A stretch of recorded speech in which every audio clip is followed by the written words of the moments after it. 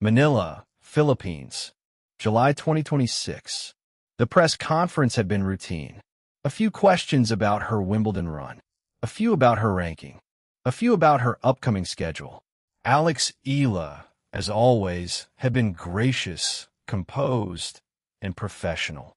But then came the question that would change everything. A reporter from a major sports network raised his hand. Alex, you've spoken about the challenges of coming from a developing tennis nation. What do you think the WTA could do better to support players from countries like the Philippines? Eala paused. She looked down at the table. She took a deep breath. And when she looked up, her eyes were filled with something that had never been there before. Determination mixed with frustration. I think the WTA needs to do more, she said. We are not just statistics. We're not just rankings. We are human beings who have sacrificed everything to be here. And we deserve better. The room fell silent. Cameras flashed. Reporters scrambled to write down her words. Because this wasn't just a casual comment. This was a direct challenge to the governing body of women's tennis. This was a young woman who had climbed to world number 28, who had beaten the defending Wimbledon champion on center court, who had become the biggest draw in women's tennis, using her platform to demand change.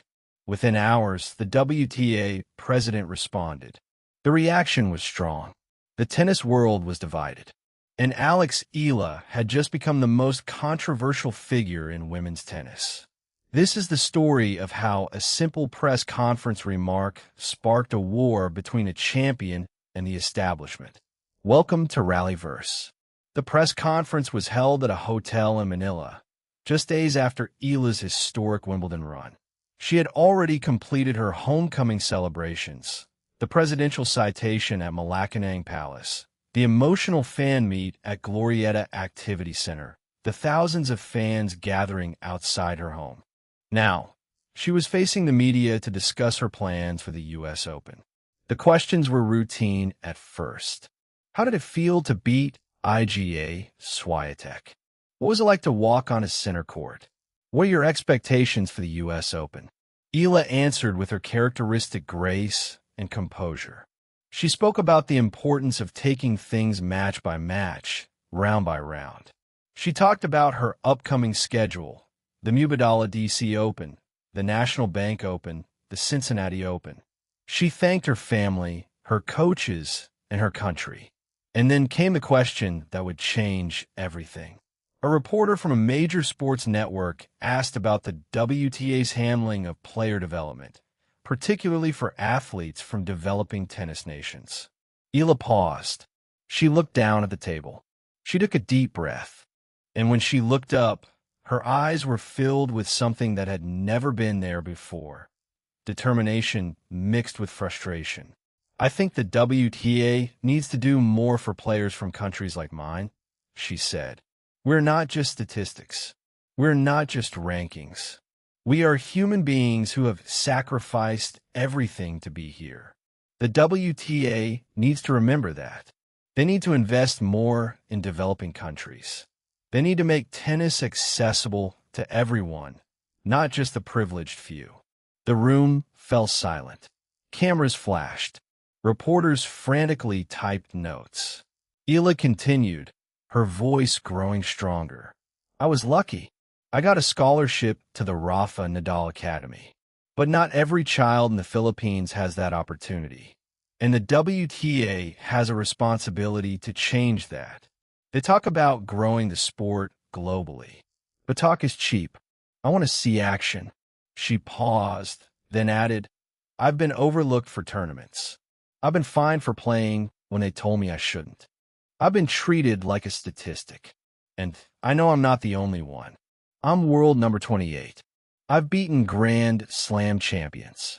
I've reached the 4th round of a Grand Slam. I've brought crowds to tournaments that never had them before.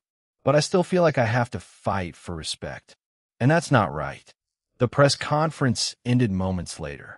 But the words had already been broadcast around the world. And the WTA president was listening. Within hours of Eala's press conference, the WTA responded. A formal statement was released. The WTA president, who had been in office for several years, addressed Eala's remarks directly. The reaction was strong. The words were carefully chosen. But the message was clear. The WTA was not happy. We appreciate Alex Eala's passion and her commitment to growing the sport, the statement read. However, we believe her comments do not reflect the full picture of the WTA's efforts to support players from developing tennis nations. The statement went on to list the WTA's initiatives, scholarships, development programs, financial assistance.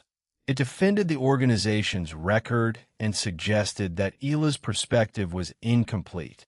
But the tennis world wasn't buying it. Fans took to social media to defend Eala. She spoke the truth. One fan wrote, "The WTA has been ignoring developing countries for years. Finally, someone has the courage to say it." Another wrote, "Alex Eala is not just a tennis player. She's a leader. She's speaking up for everyone who doesn't have a voice." The former players weighed in as well. Some praised Eala for her courage. Others suggested she should have been more diplomatic. A few questioned whether her comments were politically motivated. But the most interesting reaction came from the tennis media. Analysts noted that Eala's criticism came at a time when the WTA was struggling to expand its global reach. While the ATP had made significant inroads in Asia and South America, the WTA had lagged behind. Eala is a rare success story from a developing tennis nation, one analyst wrote. Her voice carries weight because she has earned it. She's not just complaining.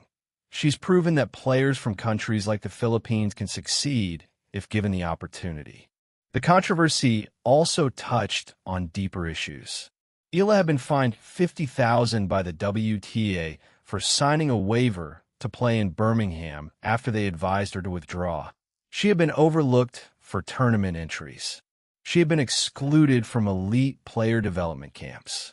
Her press conference remarks weren't just about abstract principles. They were about her own lived experience. To understand the WTA president's reaction, you have to understand the challenges of running a global sports organization.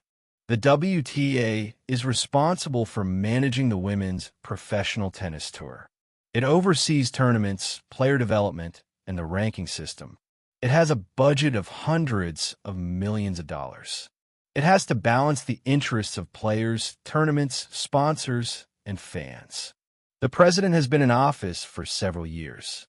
She has overseen significant growth in the sport. She has championed equal prize money and increased global outreach. But she has also faced criticism from players who believe the WTA isn't doing enough. Eala's remarks were a direct challenge to her leadership. "I know Alex Eala," the president said in a follow-up interview. "She is an incredible player. She has achieved remarkable things. But I believe her comments were based on incomplete information." The president outlined the WTA's initiatives, the developmental program that supports players from developing countries, the scholarships that provide training and coaching, the financial assistance that helps players cover their expenses. "We are doing more than ever before," she said, "but we can always do more." Alex's comments have highlighted areas where we need to improve, and we will take them seriously. But the president also pushed back. The WTA is a complex organization. We have to balance many competing interests. It's not as simple as Alex made it seem. The tennis world was divided. Some believed the WTA president was being defensive. Others believed she had a point. But the most important voice was Eala's. And she was not backing down. Eala's press conference remarks came at a time of growing unrest among WTA players. For years, players had complained about the ranking system, the tournament schedule, and a lack of support for developing players. The gap between the top players and the rest of the tour had grown wider. The pressure to perform was immense. Eala's comments gave voice to those frustrations. "Alex is speaking for all of us," said one player who wished to remain anonymous. She's not just talking about herself. She's talking about every player who has ever felt overlooked, undervalued, and disrespected. The controversy also highlighted the changing power dynamics in women's tennis. Players were no longer willing to accept whatever the WTA gave them. They were demanding more. They were speaking up, and they were being heard. Eala's role in this movement was significant. She wasn't just a player, she was a symbol. She represented the rise of new voices in tennis, the rise of players from developing countries, the rise of a generation that refused to accept the status quo. I want to make tennis better for the next generation, Eala said in a follow-up interview. I don't want Filipino kids to have to leave their families at 13 years old to chase a dream. I want them to have opportunities in their own country, and the WTA can help make that happen. She added, I'm not trying to attack the WTA. I'm trying to help them. I'm trying to hold them accountable. Because if I don't, who will? The support for Eala was overwhelming. Players from across the tour reached out to express their solidarity. Fans created hashtags demanding change.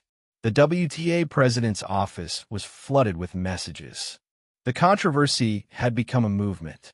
August 2nd, then the National Bank Open in Toronto, then the Cincinnati Open, and finally, the U.S. Open, where her world number 28 ranking will see her seated.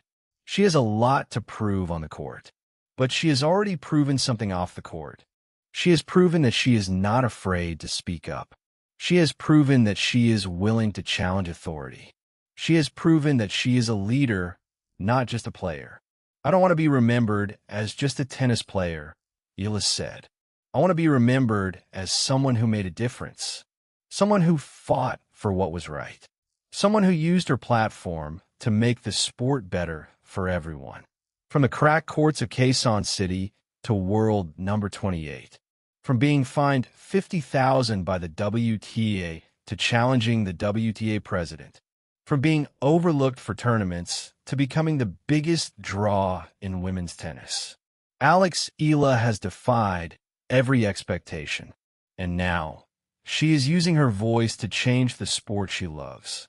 Laban lang. Always. And remember, on RallyVerse, we bring you the stories that define the sport, the drama, the controversies, the moments that change everything. Stay tuned for more.